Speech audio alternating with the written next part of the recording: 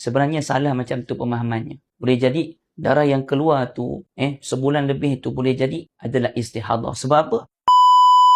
Ibu ayah semua yang dimulakan Allah Subhanahu Wa Taala, betul tak ada di kalangan wanita ataupun kita lah ingat bila keluar darah je itu semua haid tu, ataupun sebulan keluar darah itu juga haid. Sebenarnya salah macam tu pemahamannya. Boleh jadi darah yang keluar tu sebulan lebih tu boleh jadi adalah istihadah. Sebab apa? Sebab kalau keluar darah haid lebih pada 15 hari, boleh jadi itu adalah darah istihadah, ataupun kita boleh tengok pada warna darahnya, pada jenis darahnya ataupun pada adatnya. Sebab tu kita nak kena tahu. Sebab kita jangan sapu rata kata semua haid. Tak boleh ibu ayah, kena belajar tentang darah wanita. Dalam kitab ni, kitab untuk wanita yang tak pegang, sangat bagus untuk wanita sekalian, suami kita belajar.